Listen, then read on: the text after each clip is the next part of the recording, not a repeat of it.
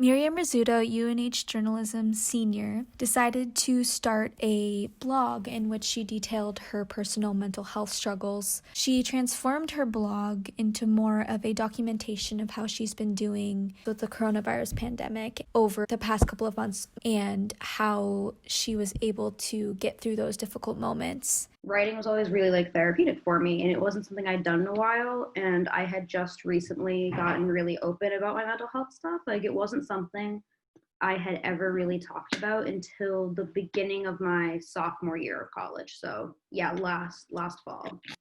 I just started writing, I guess, because I was bored, and I had always thought about starting a blog, but I'm like, I don't know what I would write about. So I sat down and I was like, okay, I'm gonna start writing some stuff.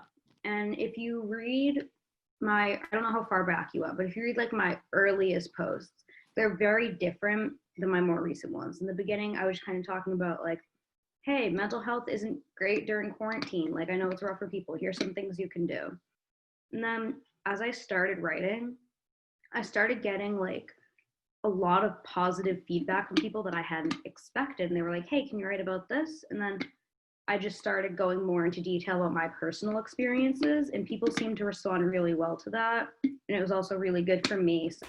Miriam noted how writing is somewhat of a therapeutic activity for her when she's feeling particularly overwhelmed. I try to set aside at least 15 minutes a day to write because I notice that my mental health is so much better when I am writing, because there's something, because in my mind, I have anxiety and my thoughts are all over the place and they're just spiraling all the time. And it's I have 50 tabs open in my brain at all times.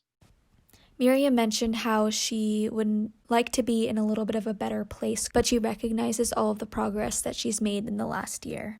Currently, I'm not ideally where I would like to be, but I do recognize that I'm not as bad as I was, and I genuinely don't think I will ever be back to that point, and that makes me feel really good.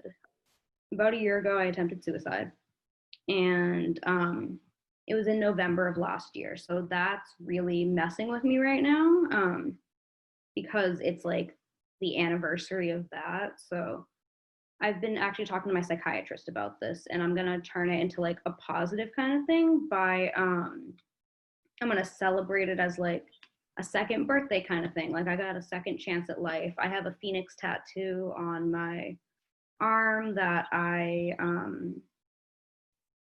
got a couple weeks later, and it's just it, I feel it's pretty self-explanatory. It's I came back from that. I'm still here. I said I feel I got a second chance, and I feel there was a reason for that, and because of that, I'm not going to take life for granted anymore.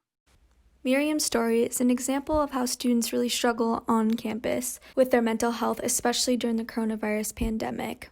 Through this past year, Miriam has shown her resilience and strength, and she recognizes now that she has made some progress, although she might not always feel like it every day.